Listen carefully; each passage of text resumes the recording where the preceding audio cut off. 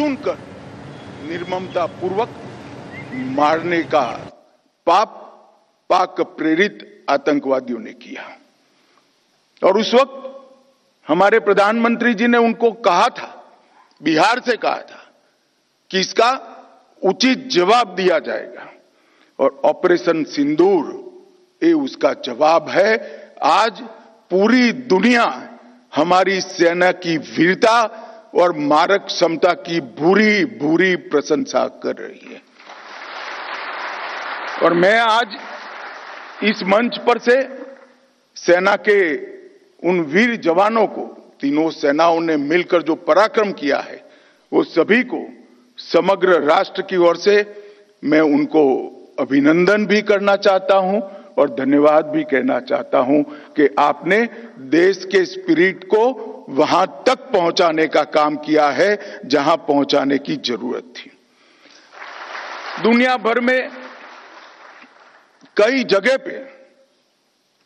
पे आतंकी हमलों का जवाब दिया गया है, परंतु भारत ने जो जवाब दिया है वो एक प्रकार से अलग है।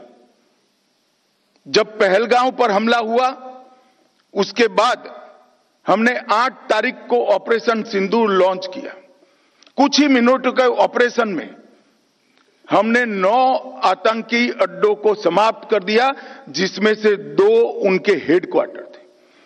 मगर उसमें बारीकी से समझने की यह बात है कि ना हमने पाकिस्तान के सेना के इंस्टॉलेशन को कभी तबाह किया, ना कभी एयरबेस को तबाह किया।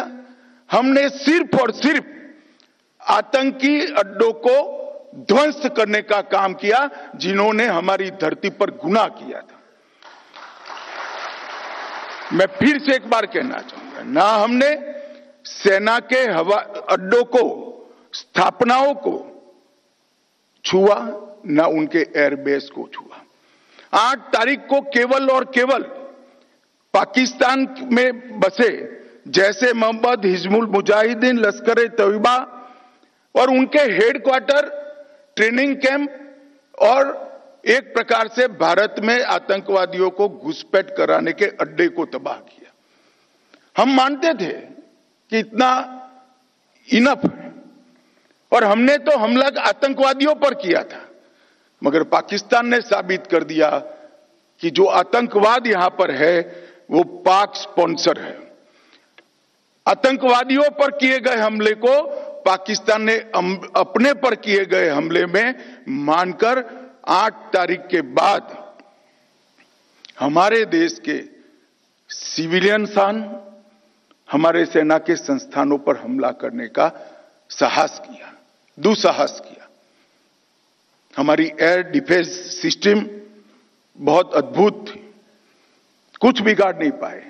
और जब पाकिस्तान की सेना ने हमारे सिविलियन स्थानों और हमारे सेना के स्थानों पर हमला किया, इसका प्रयास किया, 9 तारीख को भारतीय सेना ने उनके एयरबेस पर हमला कर एक प्रखर और कठोर जवाब देकर उनकी मारक क्षमता, हमारी मारक क्षमता का परिचय कराया और उनकी एयर डिफेंस सिस्टम को भी खोखला साबित करने का काम किया। और यहां पर भी हमने कहीं पर भी पाकिस्तान के सिविलियन स्थानों पर हमला नहीं किया था। ऑपरेशन सिंदूर और उसके बाद की घटनाओं के कारण आज पाकिस्तान पूर्णतः एक्सपोज हो चुका है कि भारत में जो टेररिज्म है वो पाक स्पॉन्सर है। पाकिस्तान के द्वारा स्पॉन्सर टेररिज्म भारत के अंदर हो रहा है, क्योंकि जब पाकिस्तान के टेरर के अड्डों पर हमला किया, जवाब पाकिस्तान की सेना ने दिया। जो उनके आतंकवादी आका मारे गए, उनका जब नमाजे जनाजा जब हो रहा था, पूरी दुनिया ने देखा पाक सेना के आला अफसर इनके कॉफिन को कंधा भी दे रहे थे और वहां नमाज पढ़ने के लिए उपस्थित भी थे।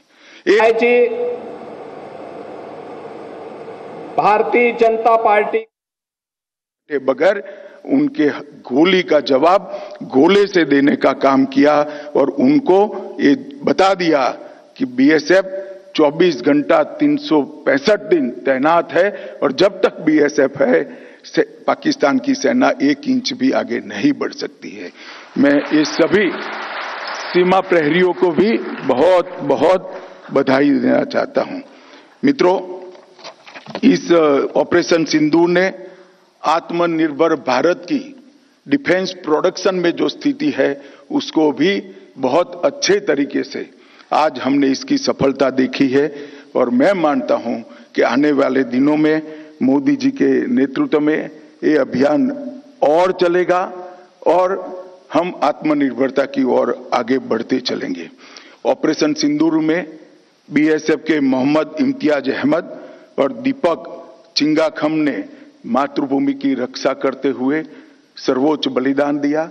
सेना के भी जवानों का बलिदान हुआ है।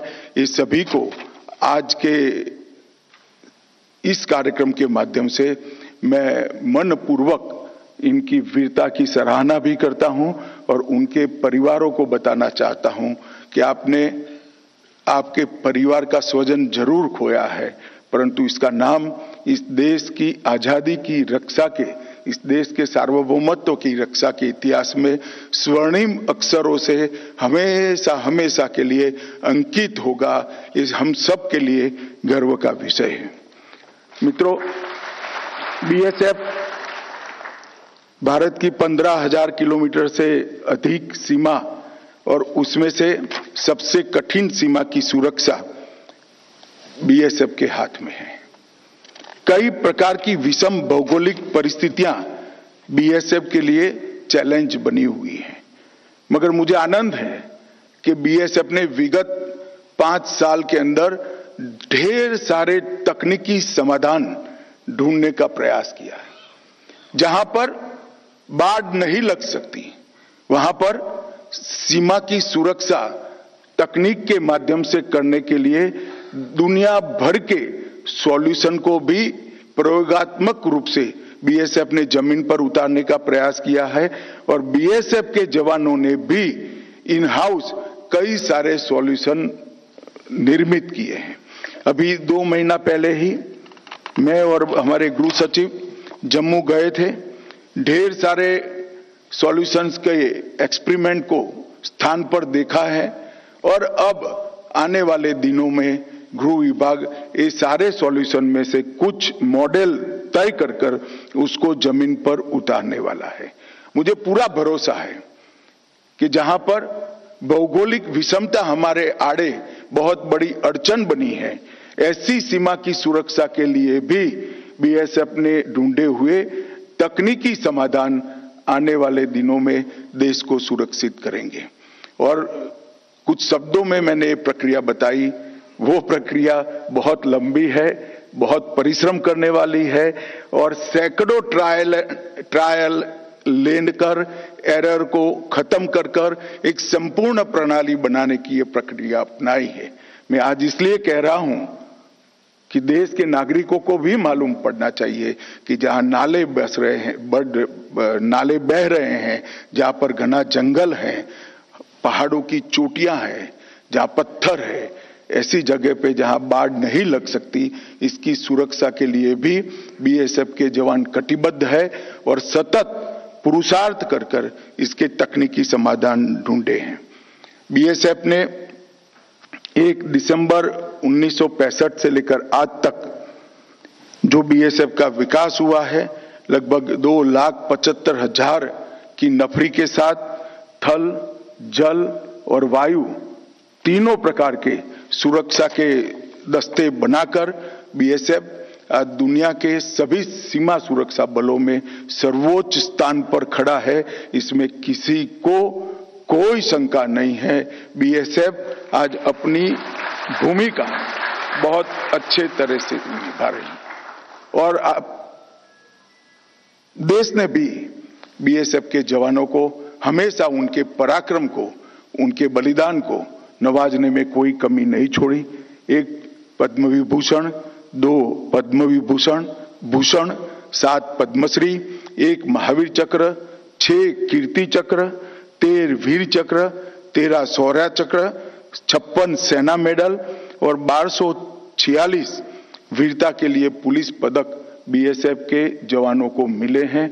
वही बताता है कि एक बल इतने सारे पदक पर जब अधिकार करता है और सभी प्रकार के पदक पर अधिकार करता है तो उनकी निष्ठा कितनी अद्भुत होगी।